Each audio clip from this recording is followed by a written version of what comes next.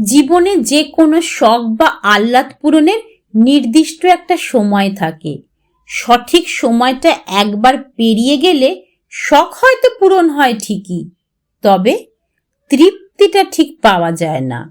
17 বছর বয়সে যে বিরিয়ানিটা খেতে অমৃতের মতো লাগে, 32 বছর বয়সে এসে সেটা ভালো নাও লাগতে পারে।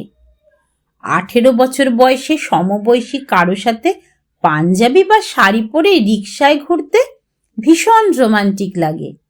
36-এ পা দিয়ে একই কাজ করতে রোমান্টিক লাগবে তার কোনো গ্যারান্টি নেই। 21 বছর বয়সে কলেজের বন্ধু বান্ধব নিয়ে সমুদ্র সৈকতে বেড়াতে গেলে যে আনন্দ পাওয়া যাবে, 40 পার করে সেই আনন্দ পাওয়া নাও যেতে পারে। একদিন নিজের ছাদে বাগান করব এই আশায় বসে থেকে যে মানুষটা বারান্দার টবে কোনো গোলাপের চারা লাগালো না, ছাদ হওয়ার পর দেখা গেল সেই মানুষটার আর বাগান করার সময়ই নেই। একদিন চাকরি করে বাবা মাকে দামি দামি জিনিস কিনে দেওয়ার স্বপ্ন দেখা মানুষটা চাকরি করে টাকা কামাবে ঠিকই, কিন্তু ততদিনে বাবা মা এই পৃথিবীতে নাও থাকতে পারে। জীবনের ছোটখাটো শখ আহ্লাদ খুব দামি জিনিস। এগুলোই একটা মানুষের হৃদয়কে জীবিত রাখে, সতেজ রাখে, প্রাণবন্ত রাখে। মানুষের হৃদয় একটু একটু করে মরে যায় ইচ্ছে পূরণের অভাবের নীরব হাহাকারে। এজন্য সময় থাকতেই এসব শখ পূর্ণ করে ফেলতে হয়। অনেক টাকা জমলে একদিন খাবো এই চিন্তা না করে অল্প কিছু টাকা জমিয়ে এখনই খেয়ে আসুন পছন্দের খাবারটা। বিশ্বাস করুন, জীবনের শ্রেষ্ঠ স্বাদটা পাবেন। দেরি না করে পছন্দের মানুষটাকে আজকেই রিক্সা ডেটিং এর অফারটা দিয়ে দেখুন।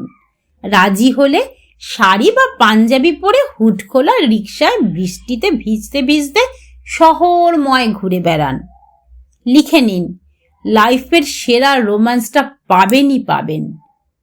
পকেটে কিছু টাকা হলেই বন্ধুর হাতে হাত রেখে বলে বসুন, চল বেটা, আজকেই যাব, আজকেই যাব, এক্ষুনি যাব।